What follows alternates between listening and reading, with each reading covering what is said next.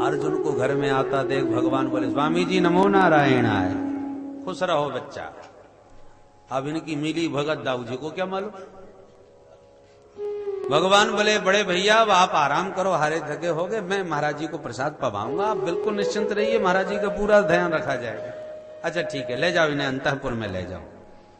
अर्जुन को भगवान अंतःपुर में लाए।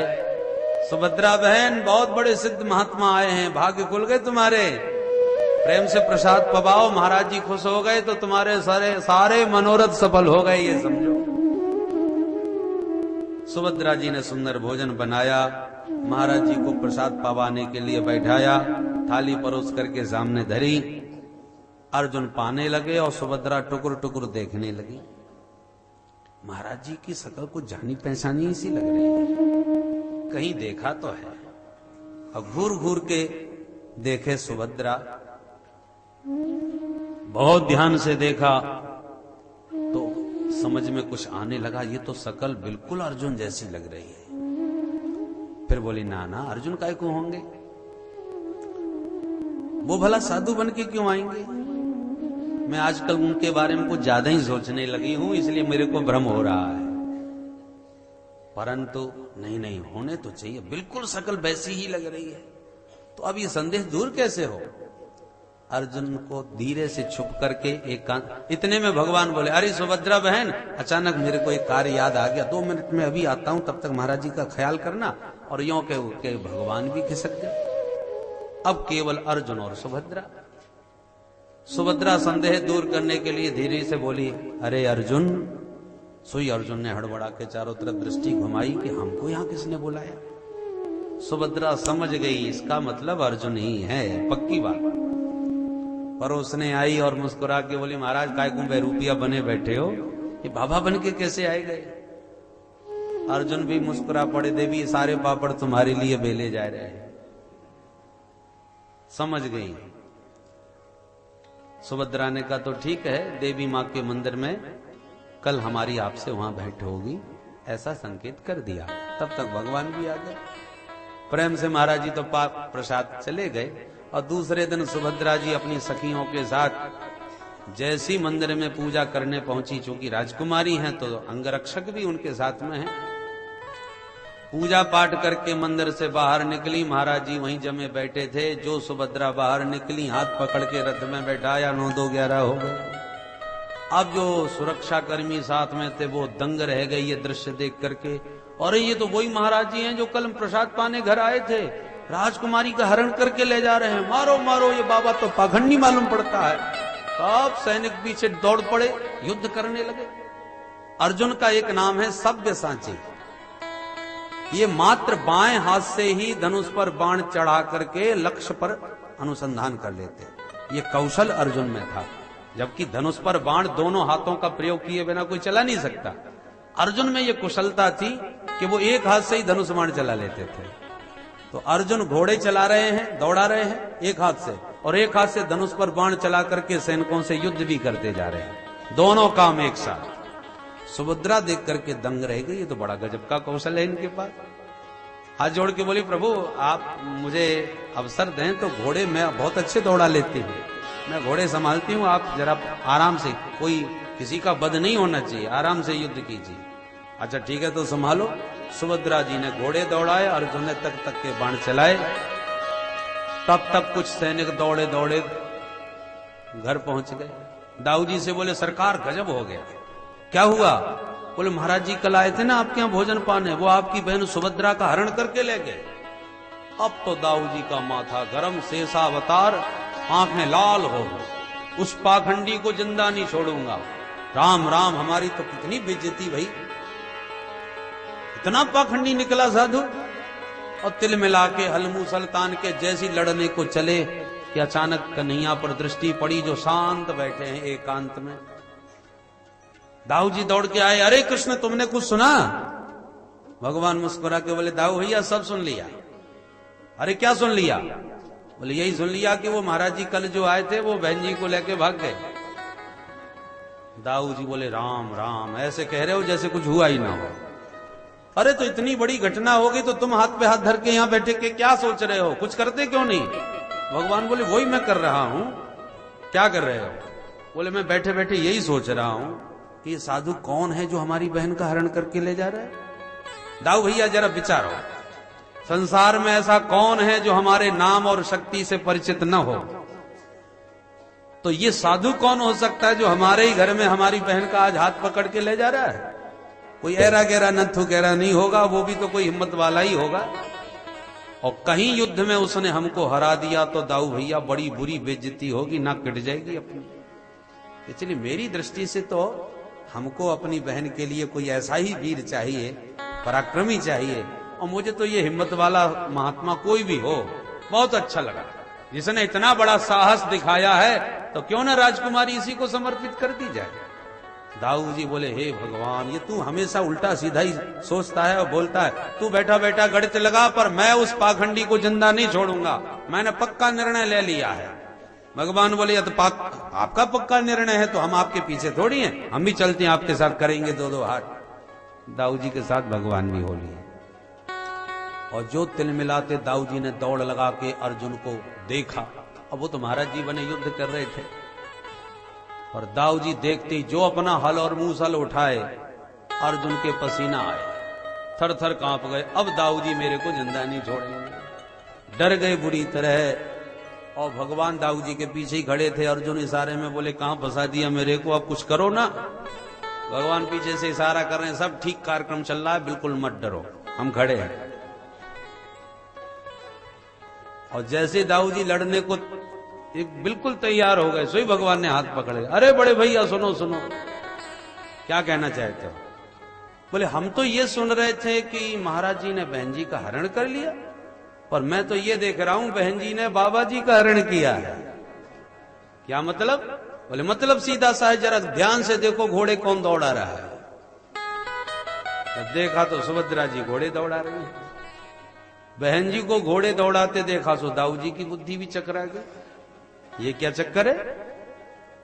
कृष्ण मेरे को कुछ समझ में नहीं आता, ये मामला क्या है? बहन जी को क्या हो गया? भगवान बोले पर दाऊ भैया मैं सब समझ गया। क्या समझ गए? बोले मैं बहुत अच्छी तरह इस साधु को देख रहा हूं, मुझे तो लगता है ये साधु नहीं अर्जुन है। दाऊ जी बोले अर्जुन है? बोले हाँ भैया मैंने पहचान लिया इसको। जो अर्जुन का नाम सुना तो दाऊ जी सब समझ गए। अरे छलिया, यदि ये अर्जुन है तो इसमें कोई संदेह नहीं, करा धरा सब तेरा ही है। तेरी इच्छा के बिना अर्जुन ऐसा कुछ गड़बड़ कर सकता है क्या? भगवान हंस पड़े और बोले बड़े भैया आपको मालूम नहीं, सुभद्रा बहन दिन रात अर्जुन के बारे में ही सोचती हैं, उन्हीं के नाम की माला जपती हैं, और आप दुर्योधन से बात कर रहे हो। ओहो ये बात है तो हमें बताया क्यों नहीं? बोले आप सुनने को तैयार थे कहां? अच्छा तो अच्छा छोड़ो। भगवान ने पीछे से इशारा कर दिया अर्जुन को, मामला शांत हो गया, युद्ध विराम।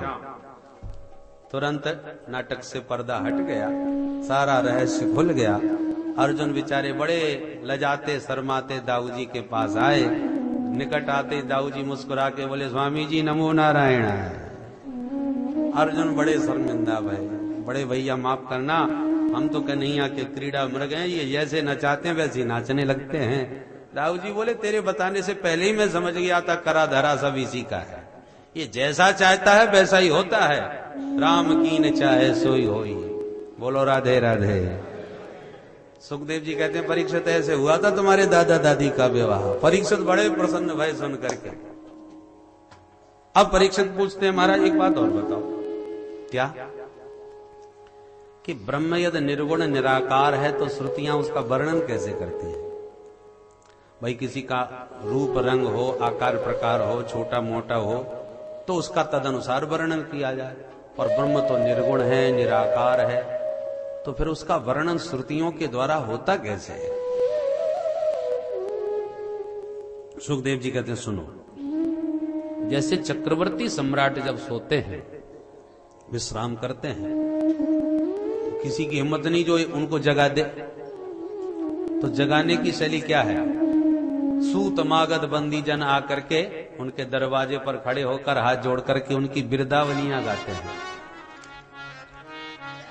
उनकी कीर्ति का बखान करते हैं। महाराजा धीराज फलाने वंश में पैदा भय और महाराज ने ऐसा कीर्तमान बनाया महाराज के समान आज कोई नहीं, आदि आदि करके बिरदावली जिसे कहते हैं। तो अपनी महिमा प्रशंसा को सुनते हुए सम्राट धीरे धीरे नेत्र खोलते हैं, जागते हैं। तो जैसे सम्राट की महिमा सूत मागध गाते हैं, ऐसे ही भगवान की शक्ति की महिमा श्रुतियां गाती हैं। इसका नाम वेद स्तुति। श्रुतियां गाती हैं, जय जय जय जा मजित दोष ग्रभीत गुणा त्वमसि अदात्मना समवरुद्ध समस्त भगत अग जगदोपसामखिल सख्यवबोधकते क्वचिद जयात्मना चचरतो नुचरे निगमः। ये वेदस्तुति की शैली है। इसका नाम है नरकुटक छंद। नरकुटक छंद है। श्रुति भगवती कहती है, जय जय, हे प्रभु आपकी जय हो, जय हो, आप अजित हो, अजित जय जय, हे अजित प्रभु आपकी जय हो, जय हो। भगवान बोले जब हम अजित हैं, अजित का अर्थ क्या हुआ? जिसको कोई जीत न सके, जो सर्वदा अपराजय है, कभी पराजित नहीं होता, उसका नाम अजित। भगवान बोले जब हम अजित हैं, कभी हारने वाले हैं नहीं, तो फिर जय जयकार क्यों बोल? जिसको हारने का डर हो, हारने की संभावना हो, जिंदाबाद वो बोल चिल्लबाब है, वो नारे लगवाए।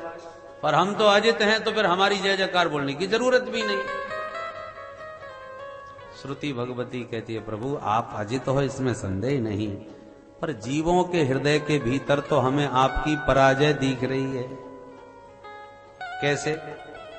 श्रुति कहती है वो ऐसे, हर मानव के भीतर काम, क्रोध, लोभ, मोह आदि सारे विकार बैठे हुए हैं।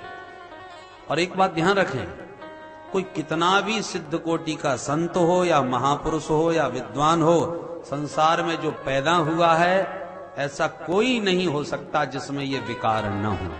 सबके भीतर होते हैं,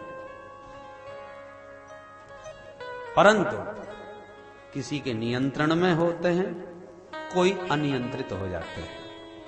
जैसे कि भाई बरसात जब होती है तो सांप, बिच्छू, न जाने कितने जीव जंतु निकल पड़ते हैं धरती से।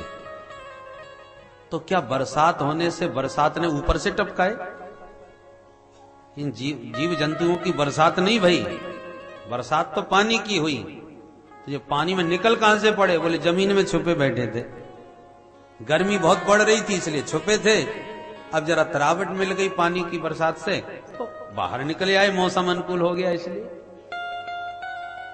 ठीक इसी प्रकार से मानव मात्र के भीतर ये सारे विकार गुप्त विधि से रहते हैं, छुप करके रहते हैं। जब उनको अनुकूल वातावरण मिल जाता है, सभी प्रकट होने लगते हैं। तो इसका मतलब मरते नहीं है, ये भीतर दबे रहते हैं। तो कोई तो अब इसको दबा के रखता है, वातावरण उनके अनुकूल बनने ही नहीं देते। और जब वातावरण अनुकूल उनके बन जाए तो कभी कभी इतने प्रबल हो जाते हैं कि महाराज हमको ही लपेट लेते हैं, हम पर हावी हो जाते हैं। इसलिए सर्वदा भगवान का आश्रय लेकर के रहना चाहिए। कभी ये न कहे कि हमने सारे विकारों को जीत लिया, समाप्त कर दिया। समाप्त कोई नहीं कर सकता, नियंत्रित कर सकते हो, उन्हें शांत और दबा सकते हो, निर्मूल नहीं कर सकते। इसलिए कभी निश्चिंत न हो गए कि अब तो हम दिग्विजयी हो गए, जितेंद्रिय हो गए, अब हमारा पतन पराभव कभी नहीं हो सकता, ऐसा कभी न सोचे। इसलिए सिद्ध संत उच्च कोटि की अवस्था में पहुंच करके भी भगवान के चरणों का आश्रय लेकर के रखते हैं, क्योंकि अभी भी कोई भरोसा नहीं। एक महात्मा बनारस में रहते थे, बड़ी लंबी सफेद दाढ़ी, बड़े जितेंद्रिय, बड़े भजनानंदी। तो जब गंगा नहाने जाते थे तो एक वैश्या गणिका बाबा को रास्ते में रोक के कहती, हे बाबा तेरी दाढ़ी असली है कि नकली? तो बाबा हंस करके दाढ़ी पर हाथ फेरते और कहते देवी फिर कभी बताऊंगा, और यूं कह के चले जाता है। प्रतिदिन का यह नियम, वो गणिका नित्य टोक देती और बाबा जवाब भी ये कही देते फिर कभी बताएंगे। महात्मा का शरीर एक दिन पूरा हो गया, उनकी अंतिम यात्रा उसी मार्ग से निकली। उस वैश्या को पता चला, बाबा पधार गए। तो अंतिम जब उनकी शव यात्रा जा रही थी तो बीच में आके खड़ी हो गई, हे बाबा, कहता था नित्य प्रति के देवी समय आने पर बताऊंगा, आज बिना बताई चले गए। बता तो सही, तेरी दाढ़ी असली थी कि नकली? और इतना सुन के बाबा उठ के बैठ गए, चेतना आ गई तुरंत। सिद्ध कोटि के महापुरुष थे, उठ के बैठ गए और दाढ़ी पर उसी प्रकार हाथ घुमाया और मुस्कुरा के बोले, देवी मेरी दाढ़ी बिल्कुल पक्की है, असली है। वैश्या ने पूछा, इतनी ही बात बतानी थी, पहले क्यों नहीं बताया? बाबा बोले, जब तक शरीर में एक भी श्वास रहे तब तक कोई गारंटी नहीं है। जब तक शरीर है, शरीर में श्वास है, तब तक मन का, इंद्रियों का कोई भरोसा नहीं है दाढ़ी कब बिगड़ जाए। पर अब तो शरीर छोड़ चुका हूं, इसलिए कह के जा रहा हूं कि मेरी दाढ़ी बिल्कुल असली है। बोलो राधे राधे। इसलिए कभी भी आश्वस्त न हो, निश्चिंत न रहे, सजग रहे, सावधान रहे। कहीं ये जो दुर्विकार जो दबे हैं वो अनुकूल अवसर पर उखड़ न जावे, इसलिए संतों को सदैव सजग सावधान रहना चाहिए, निश्चिंत कभी ना हो जाए। तो श्रुति भगवती भगवान से प्रार्थना करती है कि प्रभु सबके भीतर ये विकार छुपे बैठे हैं और सबके भीतर आप भी छुपे बैठे हो। गीता में भगवान कहते हैं, ईश्वर सर्वभूतानां हृदय सेर्जुन तिष्ठति। सबके भीतर वो ईश्वर भी बैठा है। तो ईश्वर भी बैठे हैं और विकार भी बैठे हैं और सबके भीतर बैठे। पर कमाल की बात तो यह है कि विकारों का दर्शन सबको होता है, ईश्वर का दर्शन किसी को नहीं हो रहा। कोई काम के अधीन हो रहा है, कामांध, तो कोई क्रोध के अधीन हो रहा है, क्रोध में पागल हो रहा है, तो कोई लोभ के वशीभूत हो रहा है। तो इन विकारों के वशीभूत होते तो प्राणी सब दिखते हैं, परंतु जब ईश्वर भी हमारे भीतर उनके साथ बैठा है तो ईश्वर की सत्ता का अनुभव कहां हो रहा है? ईश्वर का प्रभाव हमें क्यों दिखाई नहीं पड़ता? श्रुति कहती है, वही प्रार्थना परमात्मा से श्रुति भगवती करती है, प्रभु हम आपकी जय जयकार इसलिए बोल रहे हैं कि वैसे तो आप अजित हो, पर जीवों के भीतर हमें तो आपकी पराजय दिखाई पड़ रही है। ये जीव है आपका, ईश्वर अंश जीव अविनाशी, ईश्वर अंश जीव अविनाशी, चेतन अमल सज सुख राशि, चेतन अमल सहज सुख राशि, चेतन अमल सहज सुख राशि, चेतन अमल सहज सुख राशि। ये ईश्वर आपका पुत्र है, आपका अंश है, और आपका अंश होकर के विकारों का दास बना बैठा है। इसलिए जीवों के भीतर आपकी जय जयकार होनी चाहिए, न कि इन दुर्विकारों की। इसलिए हे अजित जय जय। आप अजित होकर के भी, जीवों के भीतर रहते हुए भी पराजित दिखाई पड़ रहे हो, विकारों के झंडे लहरा रहे हैं और तुम्हारा पता ही नहीं चल रहा। इसलिए आपसे प्रार्थना है। विषय थोड़ा गंभीर है, एक श्लोक की व्याख्या बहुत ध्यान से सुन लें, उसके बाद फिर और एकादश स्कंद है, अंतिम जो चरण है भागवत का, ये बड़ा गंभीर है। ये वही प्रसंग है जिसमें पार्वती मैया को सुनते सुनते खर्राटे बज गए थे, नींद आ गई थी। इसलिए आपके खर्राटे बज जाए कोई भरोसा नहीं, सावधान रहिए और बिल्कुल एकाग्रता से सुनिए। बोलो राधे राधे। राधे राधे। ये भागवत का सार है, इसलिए सावधान होकर सुने।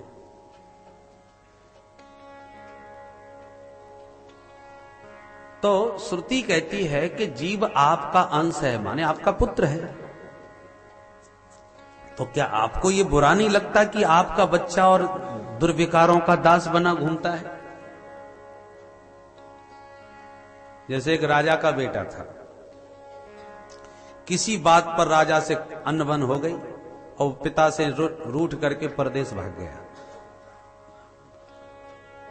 राजा का बेटा है परंतु परदेश में जाकर के भूखों मरने लगा, क्योंकि काम धंधा कुछ आता ही नहीं था।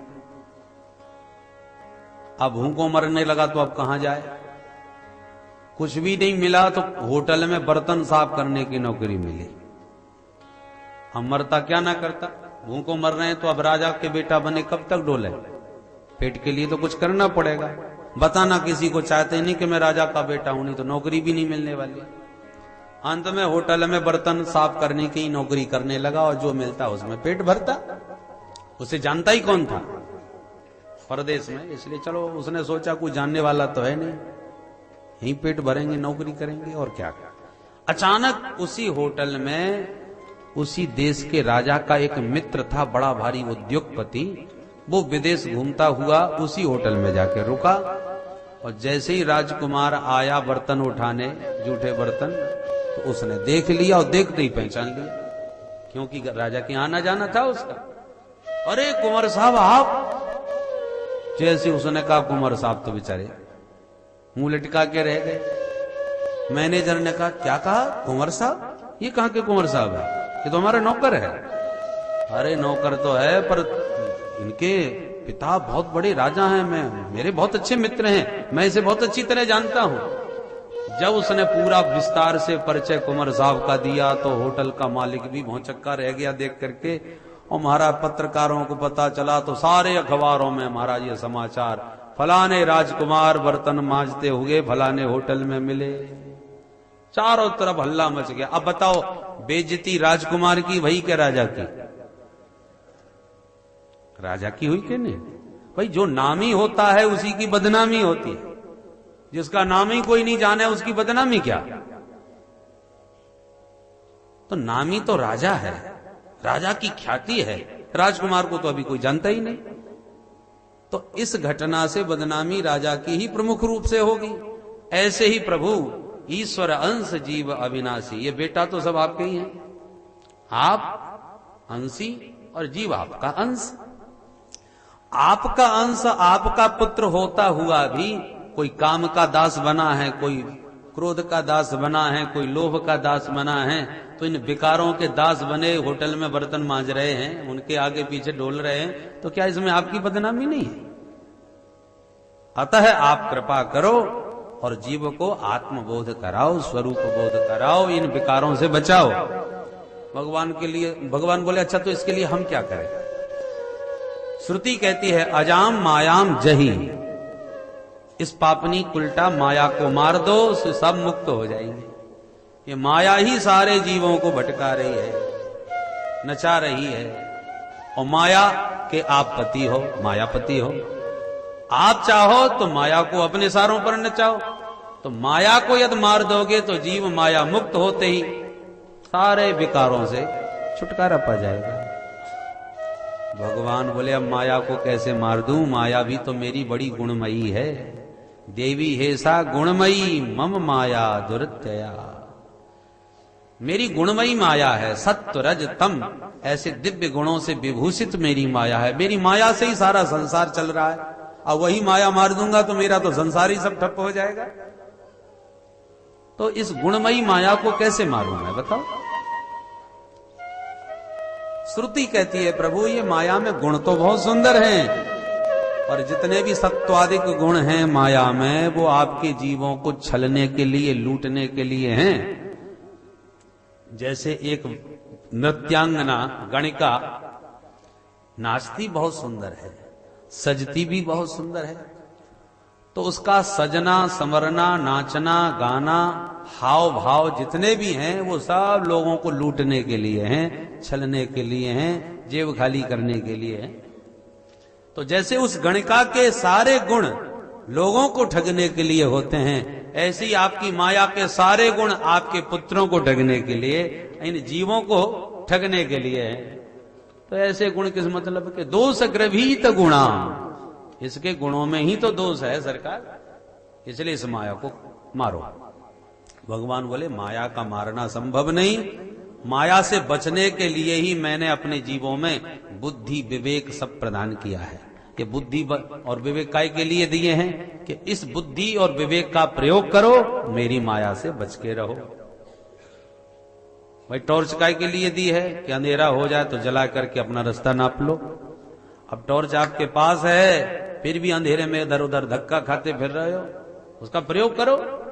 तो भगवान कहते हैं मैंने बुद्धि विवेक से सब इसीलिए दिए हैं जीवों को, इसका प्रयोग करो। इस पर श्रुति कहती है प्रभु आपने बुद्धि विवेक सब दिया है, इसमें कोई संदेह नहीं, परंतु अखिल सत्यव बोधकते, जीव में जो शक्ति है और बुद्धि और विवेक है उसके बोधक भी आप हो।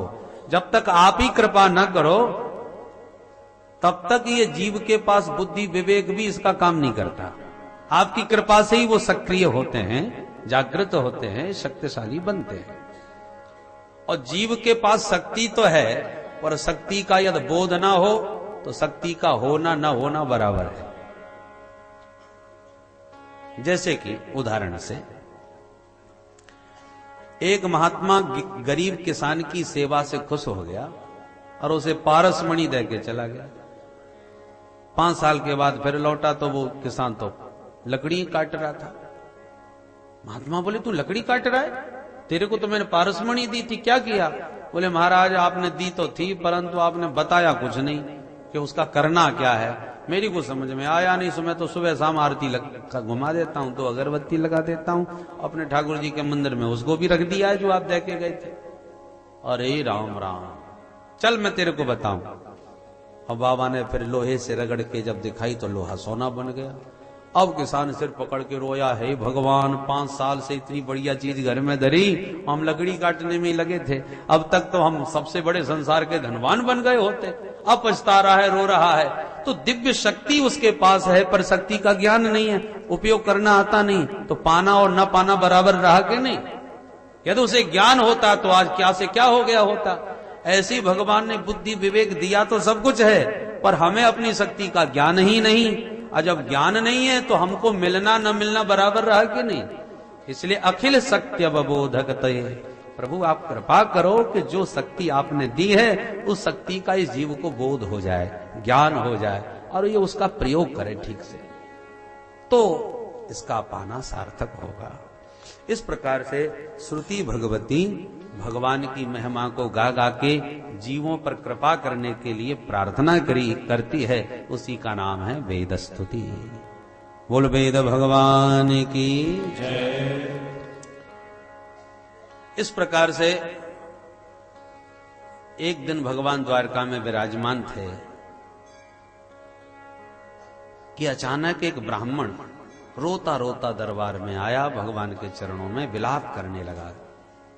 अर्जुन प्रभु के साथ द्वारका में उनके पास ही बैठे थे दरबार में। रोते रोते अचानक ब्राह्मण ने आंसू पोंछे और भगवान पर गालियों की बौछार कर दी। तुम पाखंडी हो, तुम राजा बनने योग्य नहीं हो, तुम्हारी आंखों के सामने आज मेरा ये 9वां बेटा समाप्त हो गया। राजा जब पाप करता है तो राजा के पाप से ही पिता के सामने पुत्र की मृत्यु होती है। राजा यदि सदाचारी धर्मात्मा निष्ठावान हो तो पाप के सामने पुत्र मर जाए तो संभव नहीं है, मृत्यु में यह साहस नहीं है। न जाने कितनी गालियां भगवान को सुनाई। अर्जुन को बड़ा क्रोध आया कि मेरे प्रभु कैसे ऐसे बोलता है। हे ब्राह्मण देवता, बात क्या है, हमें बताओ। ब्राह्मण ने कहा मेरे लगातार बच्चा पैदा होते ही मर जाते हैं, या 9वां बेटा लेके इनके सामने आया हूं, रो रो के चला जाता हूं, करते धरते कुछ है नहीं, गाली नहीं दूं तो क्या दूं, ये राजा है। प्रजा राजा के सामने ना रोवे तो कहां रोवे। अर्जुन ने कहा ओहो ये बात है, अच्छा तो तुम दुखी ना हो, अब की बार जब बच्चा हो हमें बुलाना, हम आपको वचन देते हैं अब की बार तुम्हारे बच्चे की हम रक्षा करेंगे। ब्राह्मण बोला जरा सोच समझ के बात करो अर्जुन, जब कृष्ण और बलराम और प्रद्युम्न और अनिरुद्ध ऐसे ऐसे हमारे द्वारका में वीरों की कमी नहीं है, जब ये वीर पुरुष कुछ नहीं कर पा रहे तो तू क्या कर लेगा। ब्राह्मण बड़ा खरा, एकदम सीधी बात करता। अर्जुन को जब ऐसे कहा तो अर्जुन को आवेश आ गया और बोला, ए ब्राह्मण, तूने क्या मुझे कृष्ण समझ रखा है? मैं कृष्ण बलराम नहीं हूं, मैं वो गांडीवधारी अर्जुन हूं जिसका गांडीव त्रैलोक्य में परिचित है। इसलिए यदि मैंने तेरे बालक की रक्षा नहीं करी तो जीते जी चिता में प्रविष्ट हो जाऊंगा, ये मैं प्रतिज्ञा करता हूं। ना हम संकर्षणो ब्रह्मन न कृष्ण काश्निरेव च अहम वा अर्जुनो नाम गांडीवम यस्य वै धनु। यों करके जब अर्जुन ने कठोर प्रतिज्ञा करी तो भगवान कुछ नहीं बोले, शांत बैठे रहे। मन में सोचने लगे, कुछ ज्यादा ही बलवान हो गया है ये, मेरे सामने ऐसा बोलता है, ठीक है देखूंगा। 10वें पुत्र के जन्म का अवसर आया ब्राह्मण के, तुरंत दौड़ा दौड़ा आया, अर्जुन बच्चा होने वाला है, चलो। और अर्जुन दौड़ा दौड़ा ब्राह्मण के घर आया।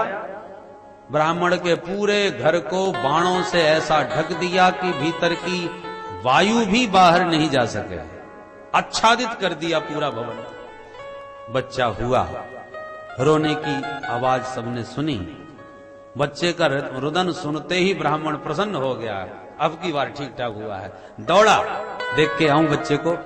जब परंतु प्रसूतिका कक्ष में जब पहुंचा तो बालक सदेह गायब हो गया। और बार शरीर पड़ा रह जाता था, अब की बार तो शरीर का ही पता नहीं चला। अब अर्जुन के पास भागा भागा ब्राह्मण आया। अरे ब्राह्मण ने हाथ जोड़ के कहा, अर्जुन वो तो बच्चा ही गायब हो गया, न जाने कौन कहां से उठा करके ले गया। अर्जुन ने कहा, अच्छा मैं भी पता लगाता हूं, घबराओ मत। अब अर्जुन भागते फिरे यहां से वहां से यहां, बच्चे का कोई अता पता नहीं। त्रैलोक्य में घूमे अर्जुन, कहीं कोई पता नहीं चला तो मुंह लटका के फिर लौटे आए द्वारका में वापस। ब्राह्मण ने देखा कि अर्जुन निहत्था लौट आया, सो ब्राह्मण ने गालियों की बौछार लगा दी। दिग अर्जुनम रसावादम दिग आत्मश्लाघिनो धनु। धिक्कार है अर्जुन तुझे और तेरे धनुष बाण के लिए, बहुत बहुत बातें बना रहा था, मैं पहले ही कह रहा था। अर्जुन ने कहा, ब्राह्मण अब मुझे दुखी ना करो, मैं क्षत्रिय हूं, प्रतिज्ञाबद्ध हूं, निश्चित रूप से आत्मदाह करूंगा। और यूं कह के अर्जुन चिता की तैयारी करने लगे। चिता बन के तैयार हो गई। जैसे ही चिता में प्रविष्ट होने को हुए, भगवान द्वारकानाथ आ गए। पीठ थपथपाते कंधे पर हाथ रख के बोले, भैया सती तो बहुत देखी, पर ये सत्ता पहली बार देख रहे हैं। किसके साथ होने जा रहे हो सत्ता? अर्जुन ने कहा, अभी बड़े विचित्र, मेरे प्राणों का संकट पड़ा है, तुम्हें हंसी मजाक सूझ रही है, कम से कम ऐसे अवसर पर तो थोड़ा गंभीर रहा करो। भगवान बोले, तो हमको गंभीर रहना आता ही नहीं, हम हर समय मस्त रहते हैं और प्रसन्न रहते हैं। आखिर कैसी क्या बात है जो इस चिता में चढ़ रहे हो? अर्जुन ने कहा, ऐसे पूछ रहे हो जैसे तुम्हें कुछ मालूम ही ना हो।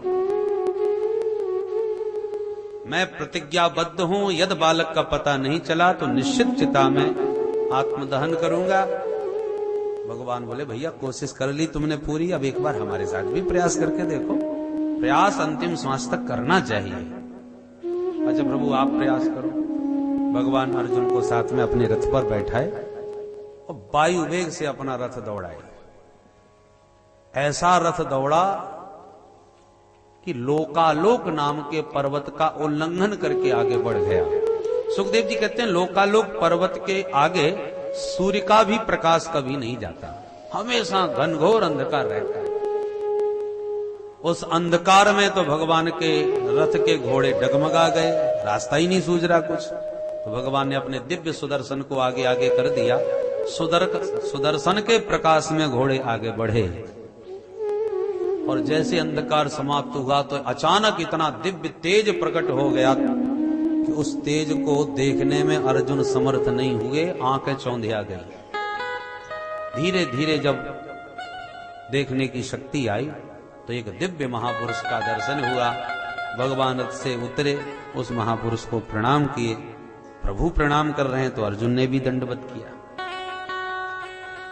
वह भौम पुरुष था जिसने दोनों का स्वागत करते हुए कहा, भाई तुम दोनों ही नर और नारायण हो।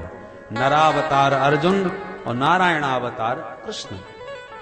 तुम पृथ्वी का भार उतारने गए थे, सो अब लगभग भार सब उतर गया, इसलिए अब अपना कार्य संपन्न करके पुनः लौट के अपने धाम में वापस आ जाओ। यही सब बातें करने के लिए और तुमसे मिलने के लिए मैंने वो बालकों को चुराया था जो सुरक्षित हैं मेरे पास। तुम्हें बुलाने के लिए ये सब हुआ था। आप इन बालकों को वापस ले जाओ और अपना काम के जल्दी घर लौट आओ। यों कह के भगवान ने बालकों के साथ अर्जुन और श्री कृष्ण को विदा किया। लौट के भगवान पुनः द्वारका में आए और ब्राह्मण को एक की जगह जब 10 पुत्र दिए तो ब्राह्मण खुशी के मारे नाचने लगा और अर्जुन को लाखों लाखों आशीर्वाद की झड़ियां लगा दी। बोल भक्त वत्सल भगवान की जय।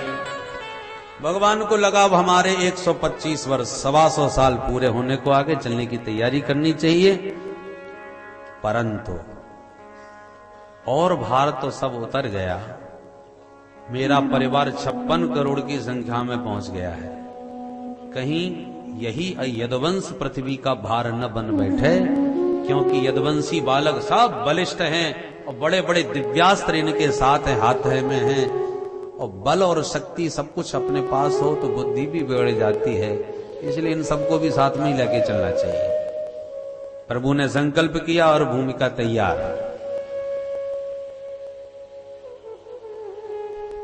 भगवान कौन है? ऐश्वर्य से समग्र से धर्म से यशस्रिय ज्ञान वैराग्य योश्चैव शरणाम भग इति ऋणा। तो प्रभु का ज्ञान तो सबने देखा, अब वैराग्य प्रभु का कितना उच्च कोटि का है वो भी दिखाना चाहते हैं।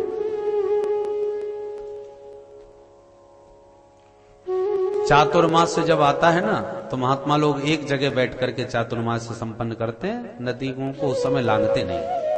तो कुछ संतों की मंडली चातुर्मास्य करने के लिए द्वारका में पधारी। भगवान ने सभी का स्वागत किया और सुंदर बगीचा में निवास दिया। महात्माओं ने आसन जमा लिया। सुबह शाम भोजन आदि की सारी व्यवस्था भगवान साधुओं की स्वयं आकर के देखते हैं, करते हैं। कुछ यदुवंशी बालक खेलते खेलते एक दिन उसी बगीचा में पहुंच गए जहां साधु रुके हुए थे। और साधु संतों का भंडारा जब देखा तो बच्चे आपस में कानाफूसी करने लगे। बाबा लोग पड़े पड़े मालपुआ झटकाते रहते हैं, काम धंधा कुछ है नहीं, पड़े पड़े पाते रहते हैं, आता जाता कुछ है नहीं। चलो इन बाबाओं की आज कुछ परीक्षा लेके देखते हैं।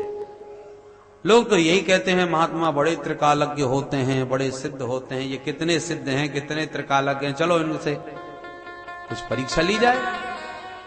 क्या करें? आप उसमें बातें करते करते जाम्बवती का बेटा सांब था, बड़ा सुंदर, बड़ा गौरांग था। तो सबने मिलकर के उसी को एक साड़ी पहना दी और उसे स्त्री बना दिया। थोड़े से कपड़े उसके पेट में बांध लिए और उससे गर्भवती महिला का रूप बना करके संतों के पास ले गए। महाराज जी प्रणाम। संत बोले आओ आओ बच्चों, कैसे आना हुआ? बोले महाराज हमारी भाभी जी आपसे कुछ पूछने आई हैं, आप बुरा ना माने तो पूछें। हाँ हाँ पूछो। बोले बस इनके मन में यही उत्कंठा है कि अब की बार हमको बेटा होगा कि बिटिया, बड़ी जिज्ञासा है बलवती, अतः कृपा करके आप तो त्रिकालज्ञ हो महाराज, जरा ध्यान लगा करके ऐसा कुछ बताओ कि क्या होगा। बाबा बोले अभी बताते हैं, बैठो। बच्चे सब बैठ गए और महात्मा आंख बंद करने लगे, ध्यान लगाने लगे। अब कोई नाक बंद करे, कोई आंख बंद करे, काऊ के पल्ले कछू ना पड़े। महात्मा बड़ी परेशान, गणित कुछ काम ही नहीं कर रहा, कुछ समझ में ही बात नहीं आ रही। अब बच्चे हंसे और एक दूसरे को इशारेबाजी करें कि देखें महाराज जी बड़ी देर हो गई, बता नहीं पा रहे कुछ।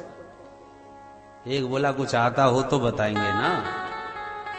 अब एक महात्मा समझ गए, हे बच्चों तुम्हें शर्म नहीं आ रही? महात्माओं की परीक्षा लेते हो, ऐसा मजाक करते हो, भागो यहां से। फटकार के डांट के भगा दिया। बच्चे भगे तो नहीं, एक पीछे से खड़े होके बोला आता तो है नहीं, बताओगे कहां से? जो पूछ रहे हैं वो बताओ ना, आंख क्यों दिखा रहे हो? अब तो आपे से बाहर बात हो गई।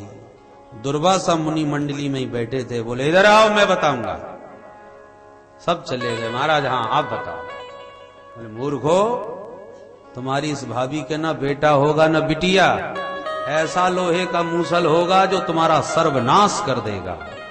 जनिष्यति वो मंदाह मुसलम कुल नाशनम, तुम्हारे कुल का नाश करने वाला मूसल हो। इतना कहते ही बच्चे सब घबरा गए और तुरंत कपड़े उतारे सांब के, तो जो कपड़े पेट में बांधे थे उन्हीं में लिपटा हुआ अचानक एक लोहे का मूसल निकल पड़ा।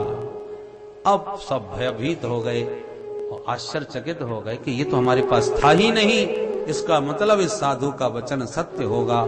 अब भागे भागे घर आए, एकांत में उग्रसेन महाराज के चरणों में गिर के खूब रोए और सारी घटना सुना दी कि हमसे इतनी बड़ी भूल हो गई। उग्रसेन महाराज ने बहुत डांटा फटकारा, परंतु अब डांटने से होता क्या है, बाण तो निकल गया। वाणी का बाण ब्राह्मण का कभी असत्य नहीं हो सकता। अब क्या करें, अंत तो गत्वा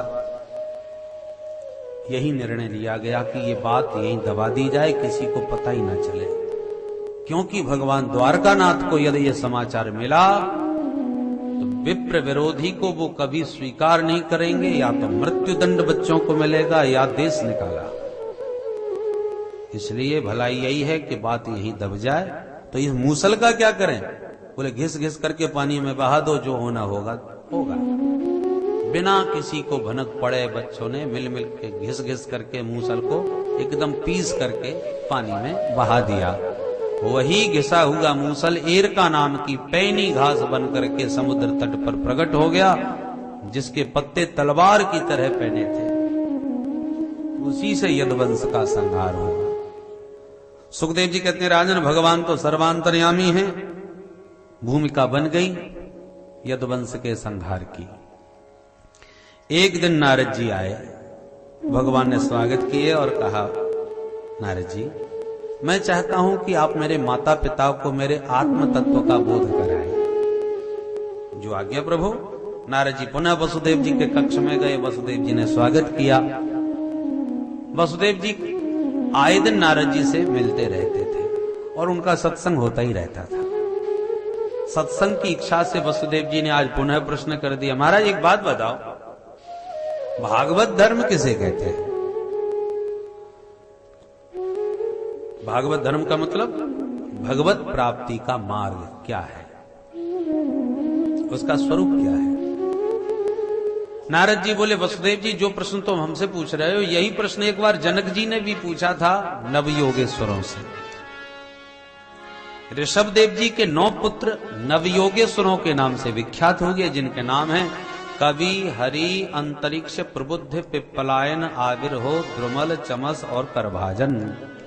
ये 9 महात्मा बहुत सिद्ध कोटि के योगेश्वर बने।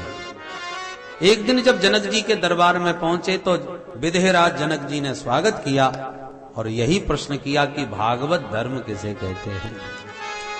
तब कवि नाम के योगेश्वर ने इसका जवाब दिया, मन्ये कुतश्चित भयमच्युतस्य पादाम्बुजोपासनमत्र नित्यम् उद्विग्न बुद्धेरसदात्म भावात् विश्वात्मना यत्र निवर्तते भी।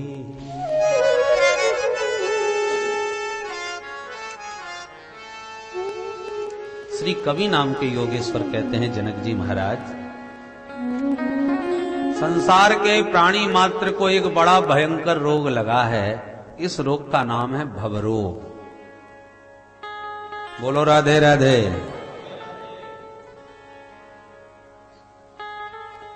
अब आप सोच रहे होंगे हम तो अच्छे भले स्वस्थ बैठे हैं और ये जबरदस्ती सबको रोगी बताए रहे।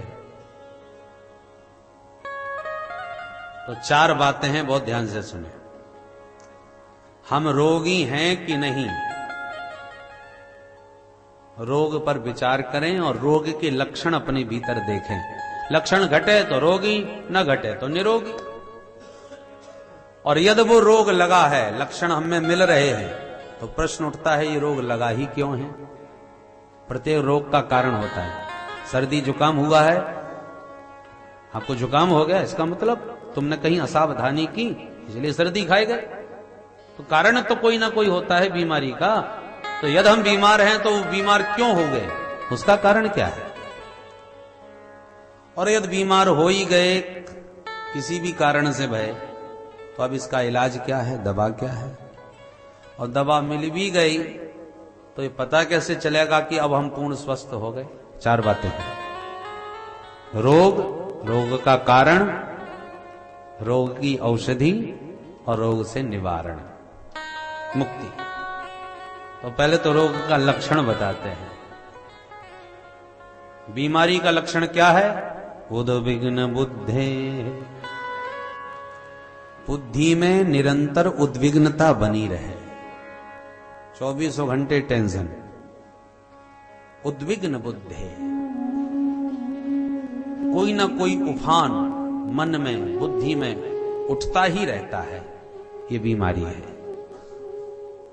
यदि आपका चित्त शांत है, बुद्धि शांत है, मन शांत है, तो आप स्वस्थ हैं। और अशांत हैं, उद्विग्नता चित्त में, बुद्धि में निरंतर उठती ही रहती है, तो आप बीमार हैं। बोलो राधे राधे। राधे राधे। अब अपने अपने भीतर झांक करके देख लें, आप निरोगी हैं या रोगी। कितना भी कोई संपन्न हो, धनवान और निर्धन से इसका कोई संबंध नहीं। ये तो अंदर की बात है, भीतर की स्थिति है। किसी भी बड़े से बड़े डॉक्टर के पास जाकर के भी कहो, भैया जी हमको बड़ा टेंशन रहता है, ऐसी दवा जो सारा टेंशन खत्म हो जाए, तो डॉक्टर साहब कहेंगे तुमसे ज्यादा टेंशन में हम बैठे। कथा भी नहीं सुन पाते, एकांत में कहीं जा ना पाते, रात में सो नहीं पाते, जब देखो तो खटखटाने आ जाए, डॉक्टर साहब इमरजेंसी है, बहुत टेंशन है। तो अब टेंशन की क्या दवाई? तो बीमारी सबको है, कोई ना कोई उद्वेग हमारे भीतर उठता रहता है। और जब तक उद्वेग है, उद्वेग माने उफान, तब तक आपकी दाल कच्ची है, पकी नहीं, अभी सिद्ध नहीं हुए। देखो दाल आपने बनाने वालों को देखा होगा, आजकल तो कुकर में सीटी बज जाती है। बाकी ठीक से दाल सिद्ध की जाए तो दाल जब सिद्ध होने लगती है तो पहले उफनती है 2-3 बार, और जब भी उफनेगी तो कोई ना कोई उसमें झाग सा निकलता है, कुछ गंदगी टाइप की लगती है, उसको माताएं निकाल देती हैं, वो झाग उतार देती हैं। थोड़ी देर बाद फिर उफन गई, फिर झाग निकला तो फिर झाग उतार दी, बस 2-3 बार ही उफनती है। और जब दाल सिद्ध होने लगती है तो खौलेगी खूब, पर उफनेगी नहीं, अब खौलती रहेगी। उफनना यदि बंद हो गया तो दाल सिद्ध हो गई। जब तक उफन रही है तब तक उसमें कुछ गंदगी है, अभी कच्चापन है। ये पहचान है, कसौटी है, लक्षण है। यही लक्षण आप अपने भीतर देख लीजिए। नेक नेक बात पर यदि आप उफन रहे हैं, इसका मतलब दाल कच्ची है आपकी, अभी कोई ना कोई कच्चापन है भीतर। विकार अभी आप पर हावी हैं। विकारों के उद्वेग ही तो उठते हैं, और यदि बिल्कुल ना उठें तो आपकी दाल सिद्ध हो गई। इसका मतलब हम तो बड़े भयंकर रोगी हैं, नेक नेक बात पर टेंशन हो जाता है हमको। तो प्रश्न ये उठता है कि ये बीमारी हमको लग क्यों गई, हमको ये उद्वेग क्यों उठने लगे? अब देखो छोटा सा बच्चा हो, बिल्कुल अबोध नन्हा, उसमें ये कोई उद्वेग नहीं होते। उसको तो भूख लगी तो रोना है, प्यास लगी तो रोना है। जब कोई इच्छा होती है तो रोना माने उसकी कोई मांग है, बाकी वो स्वस्थ रहता है। ना उसमें किसी के प्रति क्रोध है, ना उसे अपने पराये का बोध है, ना ही उसके अंदर कोई विकार। जैसे निर्विकार शांत बालक सारे उद्वेगों से रहित है, न काम का उद्वेग, न क्रोध का उद्वेग, न अपने पराये का कोई भान, वो स्वस्थ स्थिति है बालकों की। तो जो बालक की स्थिति होती है वही सिद्ध संतों की स्थिति होती है। पर उसी बाल्यावस्था में एक संत को सिद्ध अवस्था में पहुंचने के लिए न जाने कितनी साधना करनी पड़ती है, तब वो दोबारा बालक बन पाता है। तो जो अवस्था भगवान ने सबको सहज भाव से दी थी, उसी सहज स्थिति में पुनः पहुंचने के लिए हमको कितना प्रयास करना पड़ता है, कितना विचार मंथन करना पड़ता है, चिंतन करना पड़ता है, शास्त्रों का स्वाध्याय करना पड़ता है। कोई जंगल में राख लगाए बैठा है, कोई कुछ कर रहा है, तब जाकर के अपने को वह बालवत बना पाता है। क्योंकि माया ने इतनी गंदगी भर दी, इतने दुर्विकार भर दिए कि अब हमको शुद्ध होने में न जाने कितना समय लगेगा। तो भगवत कृपा से जो स्थिति सहज प्राप्त हुई, उसी सहज अवस्था में पहुंचने के लिए ये सारे प्रयास किए जाते हैं, पुनः स्वस्थ होने के लिए। तो उद्विग्न बुद्धे माने रोगी, बीमारी का कारण है। ये बीमारी लग क्यों गई? बोले असदात्म भावात। ये जो संसार जो असत था, असत माने झूठा, नासवान, मिथ्या, और उसको हम सत मान करके, सत्य मान करके उसमें चिपक गए, अनुरक्त हो गए, आसक्त हो गए। यही हमारी बीमारी का मूलभूत कारण है। बोलो राधे राधे। राधे राधे। जन्म से पहले आपका किसी से कोई लेना देना नहीं था, किसी से कोई नाता संबंध नहीं था।